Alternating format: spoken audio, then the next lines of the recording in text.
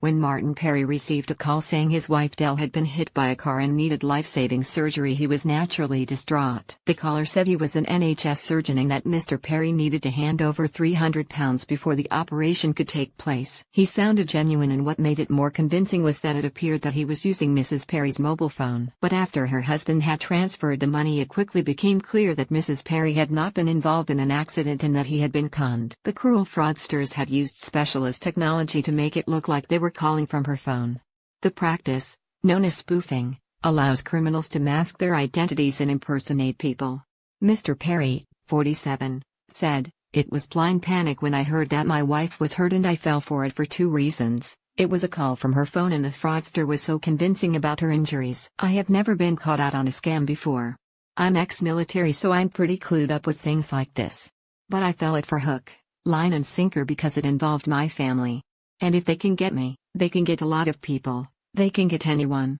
The scammer introduced himself as Dr. Verma, a consultant at South Tyneside District Hospital in South Shields, which is 10 miles from Mr. Parry's home in Whitley Bay. He used medical terms and referred to 45-year-old Mrs. Parry by her nickname, Dell, an abbreviation of her middle name, Dellith. Mr. Parry, who served in the Royal Navy for 24 years before retiring in 2011 as a warrant officer weapons engineer, said, "I got a phone call from my wife's phone. It came up with her name and number, at 4 p.m. on Monday. It was a man with an Indian accent and he asked, 'Are you Martin Parry?' He also knew my date of birth and my address. He said, 'Don't panic, but I have your wife Dell here.' I fell for it is because she's got a very Welsh name and Dell is her nickname. I thought, bloody hell. It was all fitting into place." He said, "I'm a surgeon at South Tyneside Hospital and Dell has been involved in an accident. She's been hit by a car and we've stabilized her, but she's in intensive care." He said that she needs to go in for an operation as soon as possible because she's got 2 compound fractures in her leg. After that she'd have to have skin grafts from the right leg to the left leg. He was talking through all the procedures as if he was a doctor and it was bloody good. He said, "Don't worry about the cost. The NHS will cover everything, but you need to transfer £300 into the hospital bank account to cover the metal and rods that we will be putting in her leg."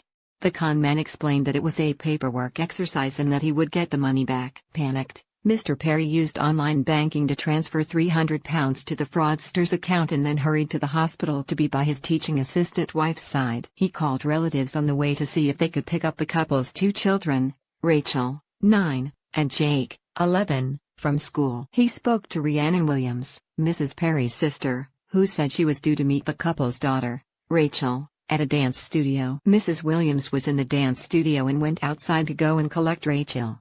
Mr. Parry, a project manager in the safety industry, said, "Rhiannon ran out and lo and behold there was my wife, sat in the car on the phone to the same man. He had been saying the same thing about me. My phone had phoned my wife's phone and the man said I'd been run over." Rhiannon ran up to the car door saying, "What are you doing here? You should be in hospital," and Dell said, "No, Martin's in hospital, he's been run over." And that's when the guy put the phone down. Mr. Parry reported the case to Northumbria Police, who told him it sounded like a data breach. The force passed the case on to Action Fraud, the UK's National Reporting Centre for Fraud and Cybercrime. A spokesman for Action Fraud said, "This type of scam, known as number spoofing, works by fraudsters cloning the telephone number of the organization or person they want to impersonate and then making it appear on the victim's caller ID display when they telephone them. The fraudsters will then gain the person's trust by highlighting the number to them, claiming that this is proof of their identity, before trying to scam them in various ways." Mr. Parry also called EE, his network provider, who said there was no evidence of a data breach from its end. A spokesman said, "Spoof calling is an industry-wide issue and something all operators are working hard to address." Caller ID spoofing happens when a fraudster acquires a wide range of personal details about the victim, often bought from criminal organizations or found online, and then uses specialist online tools and services to hide their identity or impersonate another person when calling. They then pose as someone else and ask for information or, as in this case, payment.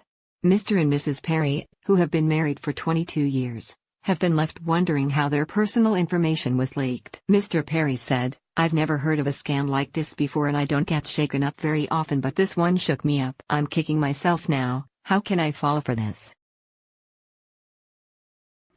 Where the freaks at?